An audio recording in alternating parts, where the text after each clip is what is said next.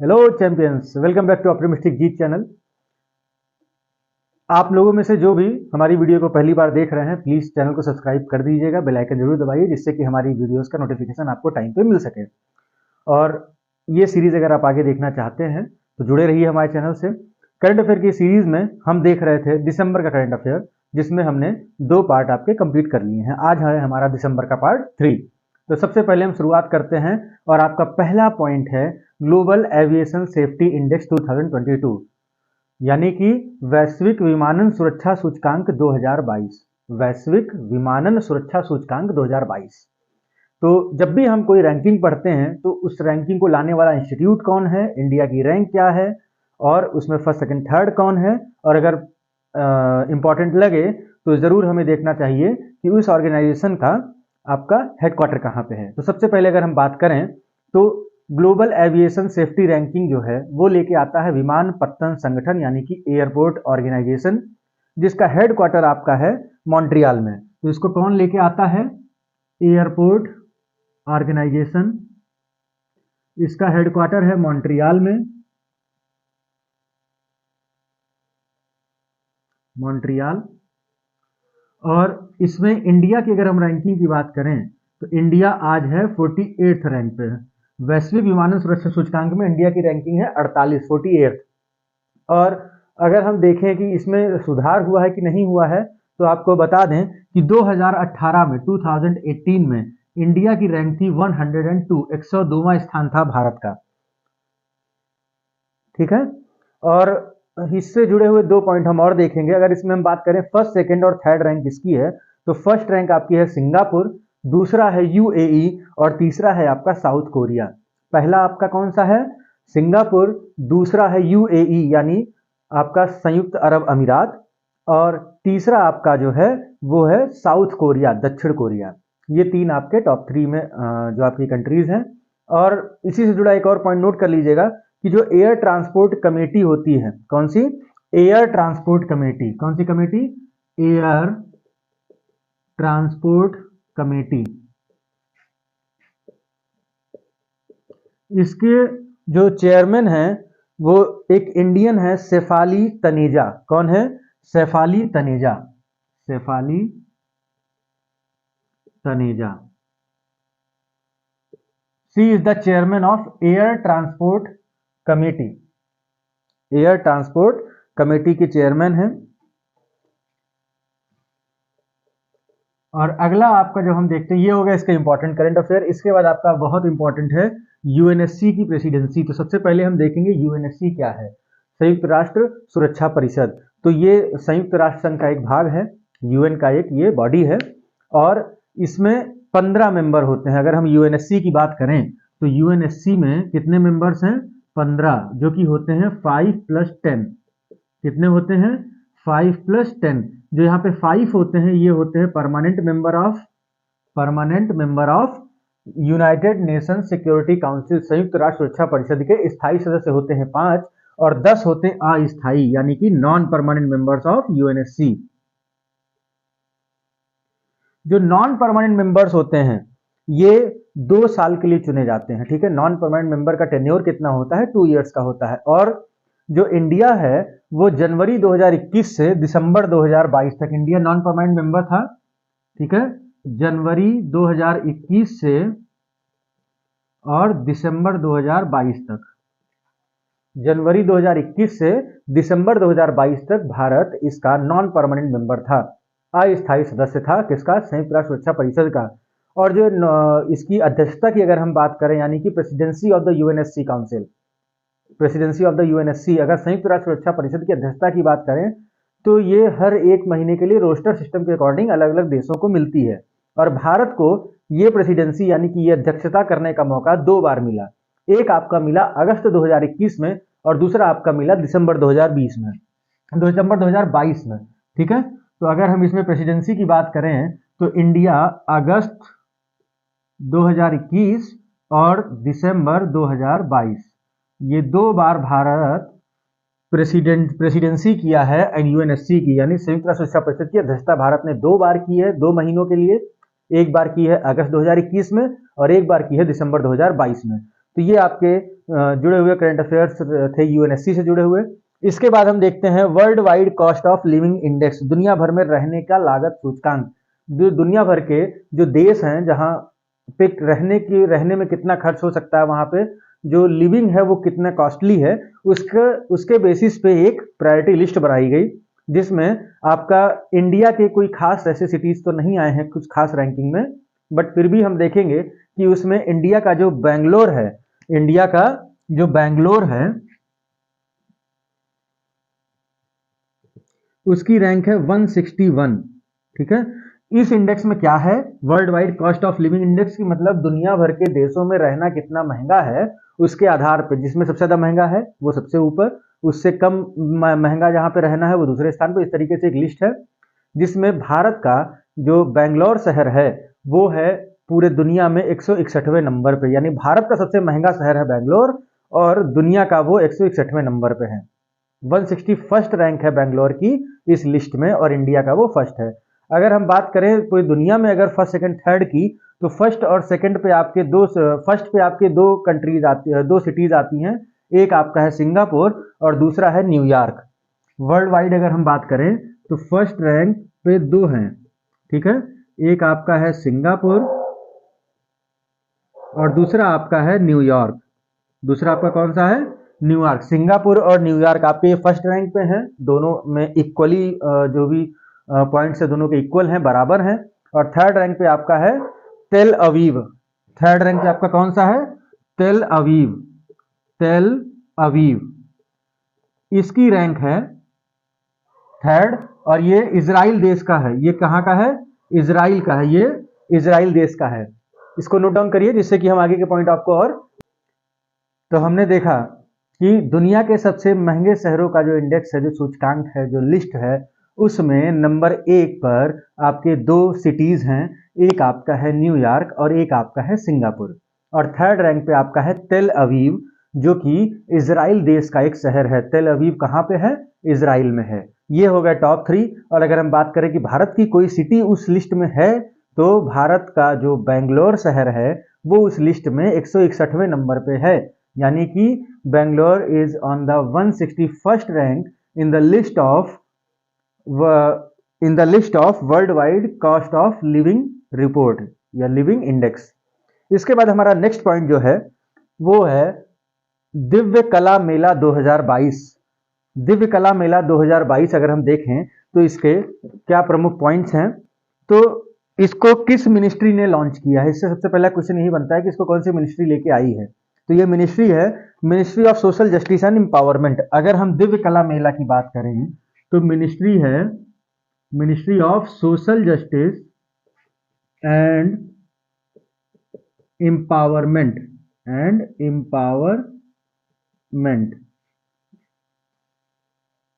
यानी कि सामाजिक न्याय और अधिकारिता मंत्रालय ने शुरू किया दिव्य कला मेला 2022। और इसमें क्या है, इसमें जो आपके स्पेशली डिसेबल्ड यानी कि हैंडीकैप्ड लोग जो होते हैं, दिव्यांग लोग जो होते हैं, वो अपना सामान लेकर आएंगे और यहाँ पे प्रदर्शनी में वो शामिल होंगे और अपना सामान बेचेंगे। ठीक है, तो ये पर्पज है आपके दिव्य कला मेला का। और ये कहाँ पे हुआ है, तो ये हुआ है इंडिया गेट न्यू दिल्ली। कहाँ पे हुआ है, इंडिया गेट न्यू दिल्ली। इसके बाद अगर हम देखें कि ऐसे ही कुछ और भी प्रोग्राम्स चलाए गए थे, ऐसे कुछ और मंत्रालय हैं जिन्होंने इसी प्रकार के मेले या फेयर का आयोजन किया था, तो उसमें आपका एक आता है हुनर हाट, एक आपका आता है हुनर हाट और एक आपका आता है सरस मेला। क्या आता है, सरस मेला। ये दो आपके और इसी तरीके के मेले या अफेयर्स थे। तो हुनर हाट जो था वो लेके आया था ministry of minority affairs, ministry of minority affairs, ministry of minority affairs, यानी कि अल्पसंख्यक मंत्रालय। कौन सा, अल्पसंख्यक मंत्रालय लेकर आया था आपका हुनर हाट। और सरस मेला लेके आया था ministry of rural development, ministry of rural development यानी कि ग्रामीण विकास। ग्रामीण विकास मंत्रालय जो है वो लेकर आया था सरस मेला। ठीक है, अब अगला हम पॉइंट देखते हैं और वो है प्रोजेक्ट प्रतिमा। क्या है? प्रोजेक्ट प्रतिमा। तो प्रोजेक्ट प्रतिमा जो है वो किससे जुड़ा हुआ है? तो वो आपका जुड़ा हुआ है पेमेंट से रिलेटेड। कौन किससे रिलेटेड है? प्रोजेक्ट प्रतिमा। अगर हम बात करें प्रोजेक्ट प्रतिमा के बारे में, ठीक है, तो जब हम इसकी बात करते हैं तो ये है आपका पेमेंट से जुड़ा हुआ। और इसको कौन लेके आया? Payment council of India. Payment council of India यानी कि PCI. Payment council of India, भारतीय भुगतान परिषद। क्या नाम है इसका? भारतीय भुगतान परिषद। इसने शुरू किया प्रोजेक्ट प्रतिमा जो कि रिलेटेड है पेमेंट से यानी भुगतान से। तो इसमें क्या किया गया, जो भी आपके प्लेटफॉर्म्स हैं पेमेंट करने के ऑनलाइन या जो एप्लीकेशन है जैसे फोन पे है, जीपे है, आपके भीम है, पेटीएम है, ऐसे बहुत सारे आपके प्लेटफॉर्म्स और एप्लीकेशंस हैं जहां पे हम पेमेंट करते हैं जिनके थ्रू। तो उनके जो क्यूआर होते हैं, जो उनकी यूनिक आइडेंटिटी होती है, उसको स्टैंडर्डाइज करने का प्रयास किया गया है। यानी कि उनके जो भी पेमेंट आइकन्स हैं उनको क्या किया जा रहा है? स्टैंडर्डाइज किया जा रहा है, यानी कि उनका मानकीकरण किया जा रहा है। यानी कि उनको इतना यूनिक बनाने की कोशिश की जा रही है जिससे कि कोई उनको कॉपी ना कर सके। यहाँ पे होता क्या था कि बहुत से लोग उस आइकन जो जैसे फोन पे एक आइकन है उससे मिलता जुलता बना लेते थे और वो कई सारे फ्रॉड को जन्म देता था। या वहां पे क्या होता था, हिस्ट्री जैसे अकाउंट में नहीं आ रही है, वैसे बहुत सारे फ्रॉड्स हो जाते थे। तो आइकन्स को यूनिक बनाने के लिए ये एक पहल है पेमेंट काउंसिल ऑफ इंडिया की, एक इनिशिएटिव है पेमेंट काउंसिल ऑफ इंडिया यानी भारतीय भुगतान परिषद का एक ये पहल है। ठीक है, जिसमें मानकीकरण किया जाएगा जो पेमेंट आइकन्स होते हैं उनका, सभी एप्लीकेशंस और प्लेटफॉर्म का। इसके बाद अगला हम देखते हैं कम्युनिटी इनोवेटर फेलोशिप। क्या है? Community innovator fellowship. Community innovator fellowship यानी कि सामुदायिक नवाचार फेलोशिप। कौन सी फेलोशिप? सामुदायिक नवाचार फेलोशिप। इसमें क्या होगा, पहली चीज तो ये किसका है, ये मतलब ये पहल या इनिशिएटिव किसका है? तो ये है अटल इनोवेशन मिशन और नीति आयोग। अटल इनोवेशन मिशन, नीति आयोग। इसमें अगर हम कोलैबोरेशन देखें कि कौन कौन मिलकर इसको कर रहा है, तो इसमें सबसे पहले आपका आएगा अटल innovation mission,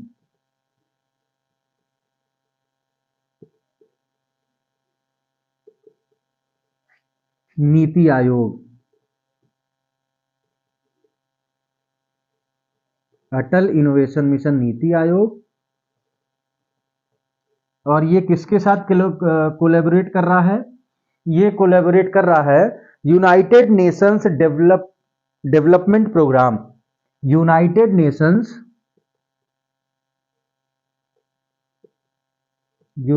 Nations development programme यानी कि यूएनडीपी, संयुक्त राष्ट्र विकास कार्यक्रम। संयुक्त राष्ट्र विकास कार्यक्रम यूएनडीपी के साथ में कोलैबोरेट करके, यानी कि उसके साथ में अटल इनोवेशन मिशन, नीति आयोग जो है वो ये इनिशिएटिव, ये पहल लेके आए हैं जिसको हम बोलते हैं कम्युनिटी इनोवेटर फेलोशिप यानी कि सामुदायिक नवाचार फेलोशिप।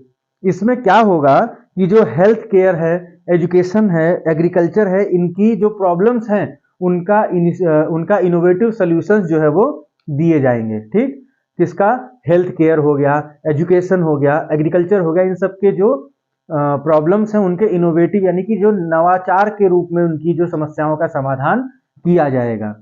ये आपके हो गए 6 पॉइंट, इनको नोट डाउन करिए और हम इसको रफ करके फिर आगे बढ़ते हैं। ठीक है, अब बढ़ते हैं हम आगे और अगला हमारा पॉइंट है सिलहट सिलचर फेस्टिवल 2022 यानी कि सिलहट सिलचर त्योहार 2022।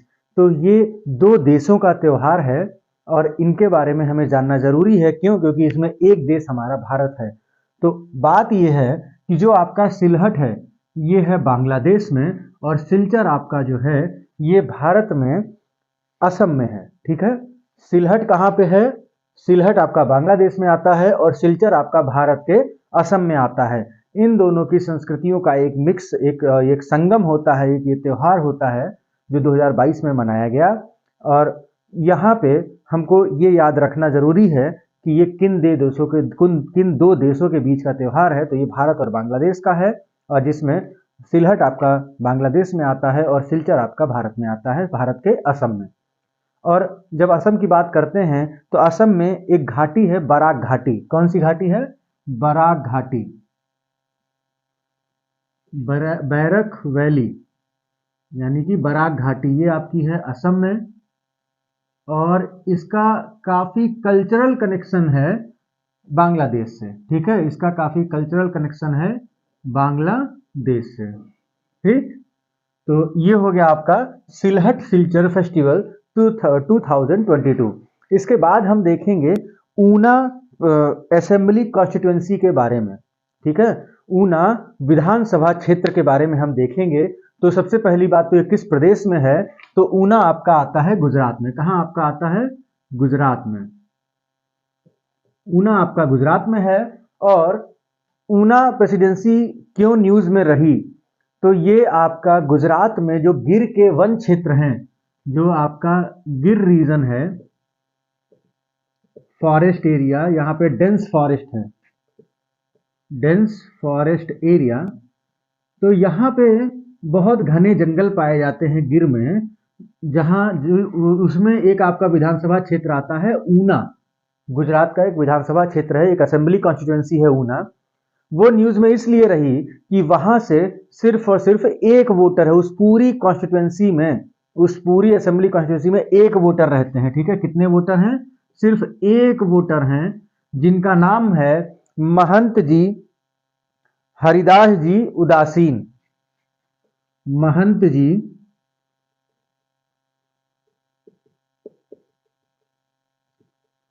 हरिदास जी उदासीन,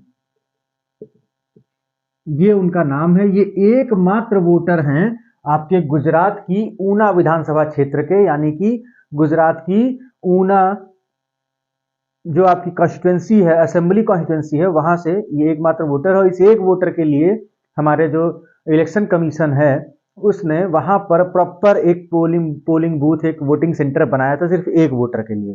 ठीक, इसके बाद हम देखते हैं जो हमारी अगली खबर है वो है uninhabited islands of Andaman and Nicobar. तो जब हम देखते हैं अनइनहैबिटेड आइलैंड्स, तो इनका मतलब क्या होता है? पहली बात तो इसका अर्थ है निर्जन द्वीप समूह या निर्जन द्वीप। ठीक, निर्जन द्वीप समूह, जहां पे कोई नहीं रहता है। ठीक है, निर्जन है ये, यहाँ पे कोई भी नहीं रहता है। ये अनइनहैबिटेड है, ये अनइनहैबिटेड है आइलैंड्स। कहाँ के? अंडमान निकोबार के।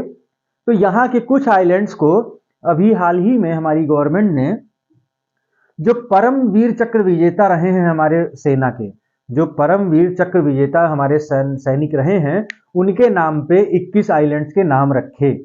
ठीक है, कितने islands? 21 islands are named on the Paramvir Chakra holder soldiers. ठीक, तो कितने आइलैंड्स थे? तो ये थे 21 आइलैंड्स के नाम रखे गए जो परमवीर चक्र जीतने वाले हैं उनके नाम पे।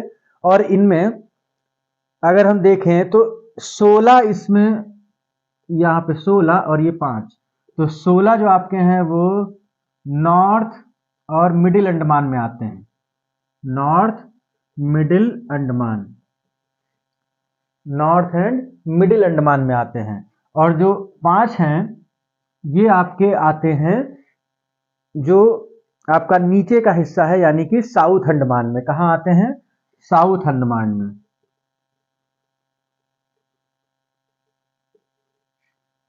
16 islands are in North Middle Andaman and 5 islands are in South Andaman. No islands in Nicobar are named on the Paramvir चक्र विनर सोल्जर्स।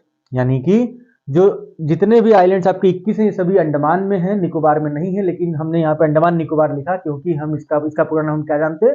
अंडमान निकोबार द्वीप समूह, अंडमान निकोबार आइलैंड्स हम इसको पूरा बोलते हैं, इसलिए हमने इसका नाम दिया। लेकिन ये सारे के सारे आइलैंड, जो 21 आइलैंड्स हैं जो परमवीर चक्र विजेताओं के नाम पे रखे गए, उनमें 16 आपके नॉर्थ मिडिल में, 5 आपके साउथ अंडमान में हैं। और अगर हम बात करें पहला जो परमवीर चक्र, अगर हम यहाँ पे देखें तो जो पहला परमवीर चक्र मिला था,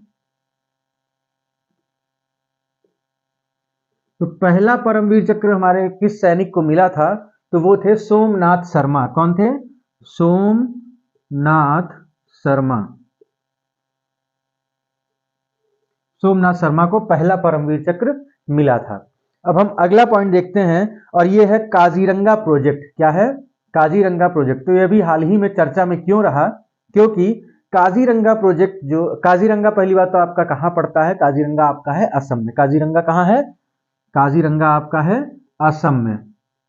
सब नोट डाउन करते रहिए, एक एक फैक्ट इंपॉर्टेंट है। तो काजीरंगा आपका असम में है, और यहां पे भारत और असम जो हैं वो मिलके एक प्रोजेक्ट पे काम कर रहे हैं, जिसको हम बोलते हैं असम प्रोजेक्ट। क्या बोलते हैं? असम प्रोजेक्ट। तो भारत और फ्रांस मिलके यहाँ पे काम कर रहे हैं। ठीक, कहाँ पे? काजीरंगा प्रोजेक्ट में। तो अभी फ्रांस ने लोन दिया है हमें, कितना? 80.2 मिलियन यूरोज, 80.2 मिलियन यूरोज। ठीक है, तो ये इंडिया का प्रोजेक्ट है, और इसमें इंडिया के साथ कोलैबोरेट कर रहा है फ्रांस, और फ्रांस ने हमको दिया है 80.2 मिलियन यूरो लोन। कितना कर्ज हमको दिया है? 80.2 मिलियन यूरोज ये दिया है हमें। किसने? फ्रांस ने। और जो काजीरंगा प्रोजेक्ट है, या जो क्या बोलते हैं असम प्रोजेक्ट है, ये चल रहा है 2014 से, और इसका टेन्योर है 2024 तक। ठीक है, कितने से कितने तक है ये प्रोजेक्ट? 2014 से 2024, 2014 से 2024 तक का प्रोजेक्ट है काजीरंगा प्रोजेक्ट, जिसमें फ्रांस ने हमको 80.2 मिलियन यूरोज लोन दिया है। ठीक, अब हम अगला देखते हैं, longest double decker viaduct with highway flyover and metro rail supported on single column achieve the Guinness book of world record. तो Guinness book of world record में आया, जहां पे आप इसको ऐसे समझिए क्या होता है।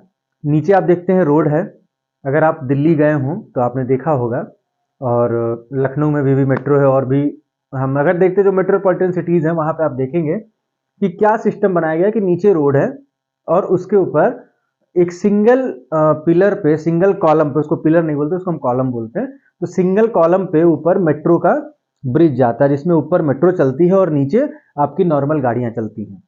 तो ये अभी सबसे लंबा बनाया गया कहां पे? नागपुर में। ये सबसे लंबा कहां बना है? नागपुर में। ये Guinness book of world record में इसका नाम दर्ज हो गया है, नागपुर के इस डेकर वायाडक्ट का। इसको क्या बोलते हैं? Double decker viaduct. और इसका लंबाई अगर हम देखें तो इसकी लंबाई है 3.14 किलोमीटर्स। क्या है इसकी लेंथ? 3.14 किलोमीटर्स, यानी 3.14 किलोमीटर, 3.14 किलोमीटर तक आपका नीचे रोड है, और उसके ऊपर आपका मेट्रो जा रही है। ठीक है, तो ये Guinness book of world record में आ गया है, और ये कहां पे है? तो ये है नागपुर में। इसके बाद अगला आपका है टेक्नोटेक्स। क्या है? टेक्नोटेक्स। ठीक है, जब हम बात करते हैं टेक्नोटेक्स की, टेक्नोटेक्स 2023, तो क्या ये क्यों रहा न्यूज में? तो ये होगा फरवरी 2023 में। कब होगा ये? फरवरी 2023 में। फरवरी 2023 में ये होना है, और ये कहां होना है? ये होगा मुंबई में। कहां होगा? मुंबई में। ये होगा आपका मुंबई में। और इसके अलावा इससे जुड़ी हुई आपको बात याद रखनी है कि टेक्नोटेक्स क्या है। तो ये टेक्सटाइल जो मिनिस्ट्री है उसने अनाउंस किया। किसने अनाउंस किया है? टेक्सटाइल मिनिस्ट्री ने।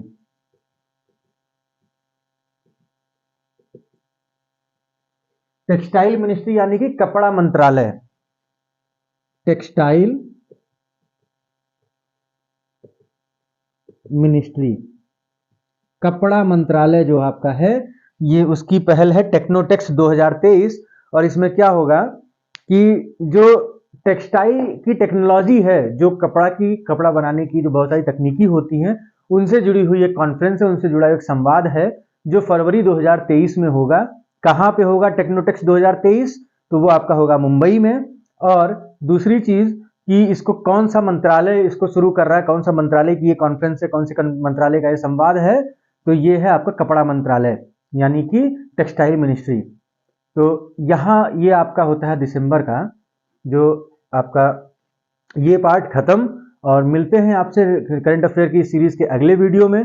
अगर वीडियो अच्छी लगी हो तो प्लीज लाइक एंड शेयर करिएगा और चैनल को सब्सक्राइब कर लीजिए, जिससे इस सीरीज की जब अगली वीडियो आपको मिले तो आप उस वीडियो को, उस लेक्चर को अपने सही टाइम पे देख सकें।